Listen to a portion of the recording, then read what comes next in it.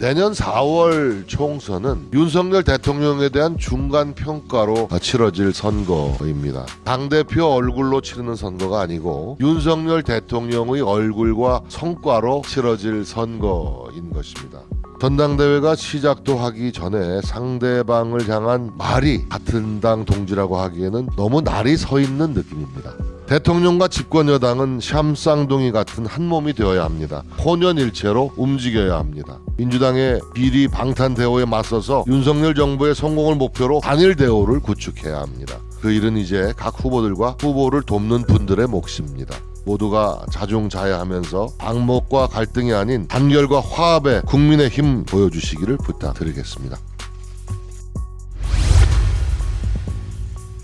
내년 4월 총선은 윤석열 대통령에 대한 중간 평가로 치러질 선거입니다. 당대표 얼굴로 치르는 선거가 아니고 윤석열 대통령의 얼굴과 성과로 치러질 선거인 것입니다. 나아가 내년 총선은 대한민국의 명운을 건 건곤일척의 승부처입니다. 후보들 사이의 과열 경쟁이 그래서 더 염려가 됩니다. 이번 한 주는 국내 정치 뉴스보다 윤석열 대통령의 경제외교 뉴스가 언론 헤드라인을 장식했으면 하는 게 제 솔직한 심정입니다. 하지만 전당대회 관리자로서 몇 가지 당부 말씀을 드리겠습니다. 윤석열 정부 앞에 놓인 시대적 과제가 엄중합니다. 심각한 저출산 고령화, 갈수록 치열해지는 국제경쟁과 세계 질서 재편, 사회적 양극화, 어느 것 하나 만만치 않은 전환기적 도전 과제들입니다. 윤석열 정부가 노동, 연금, 교육 3대 개혁에 성공하지 못하면 대한민국의 지속가능한 발전은 불가능할 것으로 보입니다. 국민의 지혜와 저력을 믿고 우리 집권 여당이 혼연일체 일심동체가 되어서 기필코 윤석열 정부를 성공시켜야 합니다. 3월 전당대회는 그 결의를 다지는 자리가 되어야 합니다. 전당대회가 시작도 하기 전에 상대방을 향한 말이 같은 당 동지라고 하기에는 너무 날이 서 있는 느낌입니다.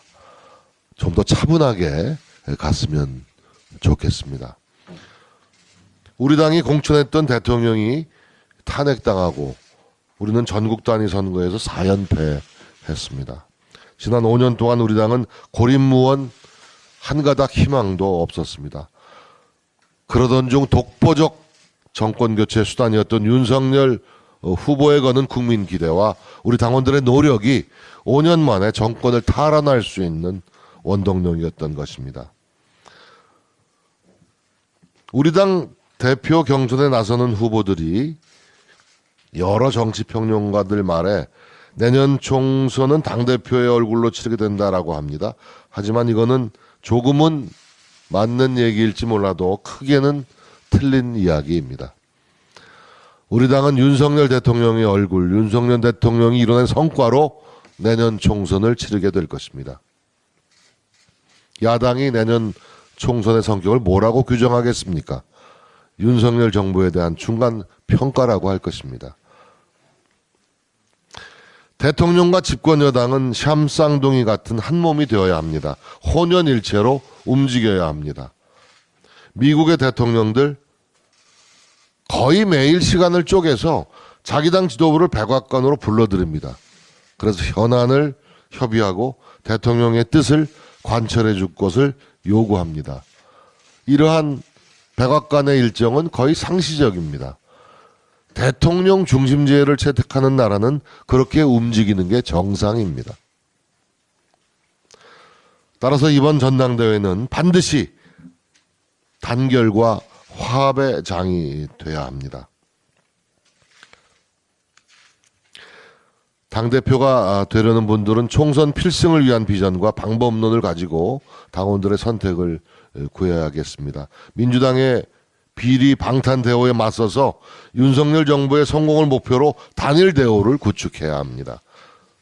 그 일은 이제 각 후보들과 후보를 돕는 분들의 몫입니다. 모두가 자중자애하면서 방목과 갈등이 아닌 단결과 화합의 국민의 힘 보여주시기를 부탁드리겠습니다.